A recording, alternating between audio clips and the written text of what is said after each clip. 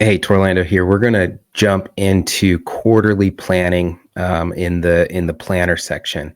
And the first thing that we're gonna do is we're gonna go over our financials. So let me go ahead and share this screen here so that you can see and reference this portion of the planner. In quarter one, and each of these quarters are going to be slightly different. The goals and the way that we approach it is slightly different because it's all based on the supply and demand. So in quarter one, we're still in our slower months, and we're if we did our job last year, we've got enough cash in the bank to hibernate, take it easy, relax a little bit, spend more time with the family, all that kind of good stuff. We're working on the business, not in the business. If we didn't plan, then what's likely happening is we've cut down our crew. We've jumped back into the business. We're painting because we need to make that as much cash on these jobs as possible, and we're scrambling like crazy to try to find jobs. And cash is tight, right? That's the difference, right? You plan if you're the ant throughout the year and you save money and you prepare for the winter. Right now you're relaxed and you are taking it easy and you are spending time with family. But if you're the grasshopper and you were spending the money as it came in and you were not planning for the winter, then you're in a world of hurt right now. You're in panic mode, and you got to get out of it, right? So the thing is if you're in panic mode, planning is the best way to get out of it. Okay, take a deep breath. You're going to survive. We all do. Okay. So here's how this section works here. First thing that we're going to do is we're going to look back at past years to try to come up with a revenue projection. So if you look at, let's look at the last 3 years. Look at quarter one of the previous year. Look at the quarter one of the year before that, and in the year before that. Look at the last 3 quarters. Okay. And in those 3 quarters, we want to look at the trend. Was revenue in these 3 quarters, was it relatively the same? Did we see growth each year? Was it up and down? Okay. Those are 3 different categories, right? So if let's say that your revenue was relatively stable, it was just about the same. Let's say that for each of the 3 quarters, you earned I don't know, $120,000 total. And that's what you do. That means that your team size stays about the same. That means the demand stays about the same. And you have a predictable revenue projection right there. You're likely going to do $120,000 this quarter again. Okay. That's what your life looks like if that's what it is. Now you may have some goals. You might want to say, hey, well, I'd like to be able to grow 20% this year. Um, you know, you could do that. Okay. It's a projection. Recognize that with projections, you're going to have to do a bunch of activity and stuff to make sure that you're actually growing. But, that's a projection. Now, if you look back at the 3 years and you see one year was up and then the next year was down, and then the next year was up again, or you saw the inverse, the first year of the 3 years was down and then you had an up year and then you had a down year, then just take an average of those numbers and let's base it off of that. It's probably going to be somewhere around there. Now, if you look back and you see that each year has grown, um, you know, uh, consecutively, and each year showed growth. What percentage growth was it? Okay, what did you grow? 20%? Did you grow 50%? Did you grow 10%? What was it? And each year that you grew, the percentage of growth that it was, just take an average of that growth, and that's going to be a conservative, bar of how much you anticipate growing this year. Now, the reason that we uh, are being conservative here is because we don't want to base our expenses on money that we haven't earned yet. We haven't made these sales in quarter one yet. So we don't know. We could have a down year. And if we, base our expense, lines off of the idea that we're going to grow 50% and we don't grow 50%, then we'll be in trouble, right? We'll have too many expenses and our and our profit will be down. So we don't want to do that. We want to be kind of conservative here, and create our budget based off of a conservative revenue projection. So you write that revenue projection up in the right hand corner there, and then comes down to the fixed costs and the variable costs. The fixed costs, of course, are things that they're bills that you have to pay regardless of whether you sell another job a day in your life, right?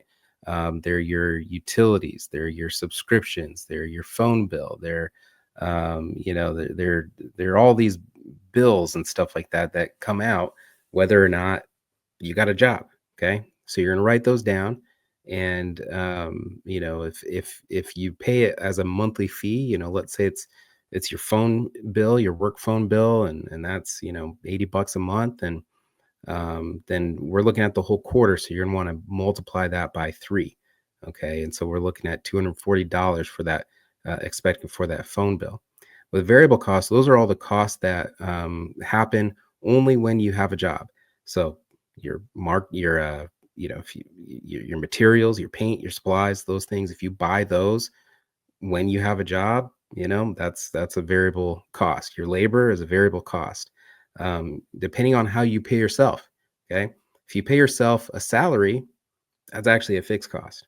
Okay, because you're paying yourself a fixed salary every single month, and you gotta clear that no matter what.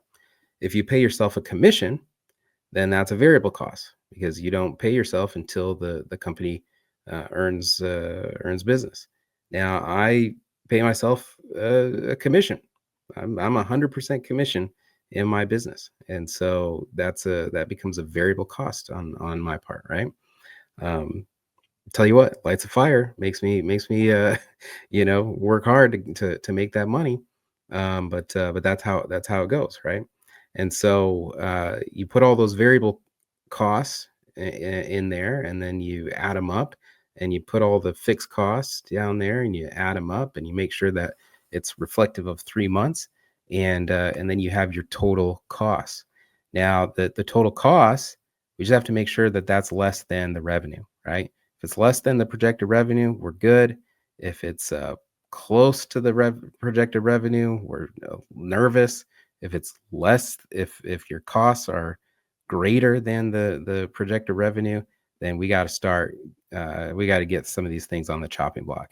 And so, next to each of these things, if you're looking at it and you're looking like, gosh, these are all our expenses. Let me tell you something. You probably accumulated expenses throughout the year during the busy season that you thought you could handle all year, and now you can't. And you're looking at the last quarter, the last 3 years of Q1 performance, and you're thinking, "There's no way I can uh, you know, make this work, right?" And so you got to get out the chopping block. You got to start cutting some of those expenses. Start with the fixed costs, figure out how you can get rid of some things, figure out how you can live without them. You could do it. I mean, if you're paying $200-300 a month on some of these software subscriptions, figure out how you can do it on pen and paper. Okay.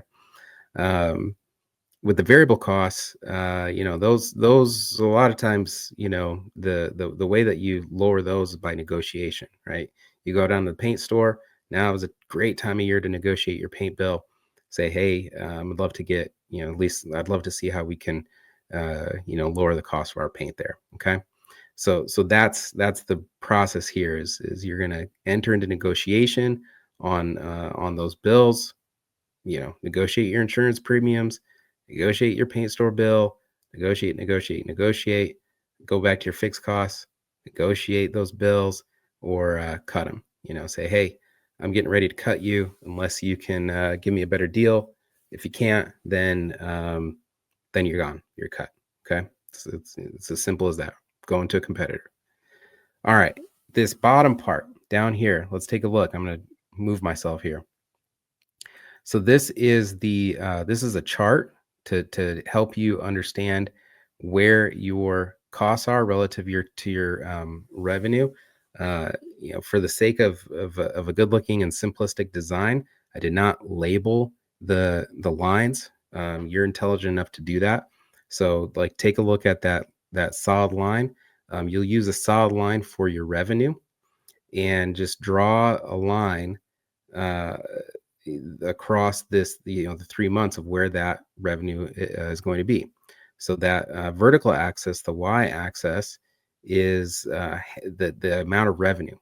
So, you can put like a 40, up at the top if that's as high as it goes for you. If you're higher than that, 80. If you're lower than that, 20. But the top of that dollar sign is the max of what you typically earn in a single month. Okay. If your best month out of the whole year is $200,000, you're not going to hit $200,000 in January, February, March, because that's your best month out of the year. It happens during your busy season.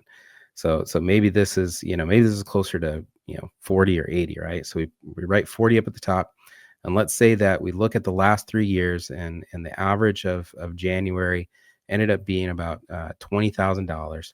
And but we did see that each year we saw, I don't know, a 10% growth. And so we can assume that this January that we're going to be probably somewhere around that like 22K range. Like that's about what we're going to project to do, because we've been growing at 10% each year, and we've been in the 20s in the past. And so that's where I think we're going to be. And so you'll plot a little dot that goes about halfway up that line, since the top of the line is 40. You plot that dot right there, and then you go to February.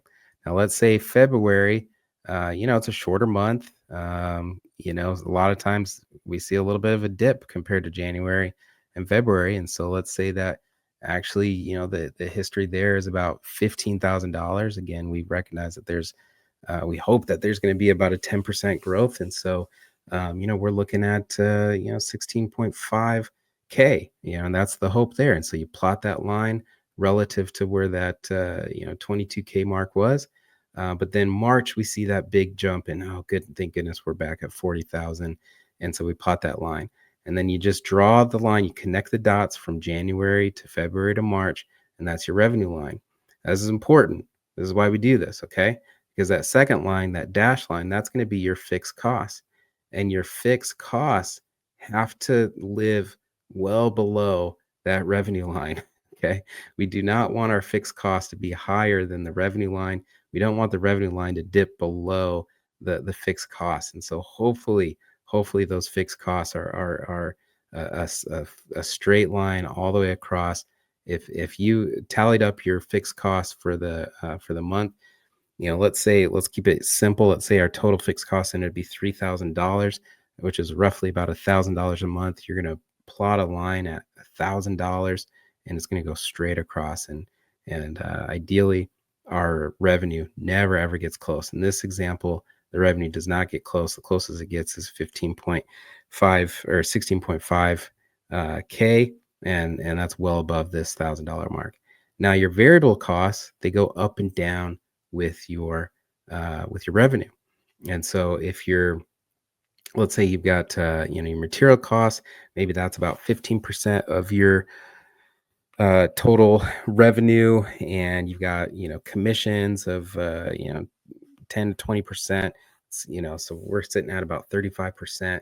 And so you plot a line that is reflective of being about a third of your revenue. And so at 22, we're going to look at about $7,000 there.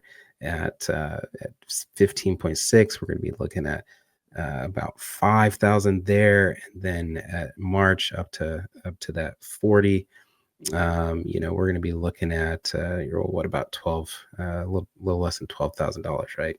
11, somewhere around there. So that's how that works. And you do that. You're going to do that every quarter. Okay. Every 3 months.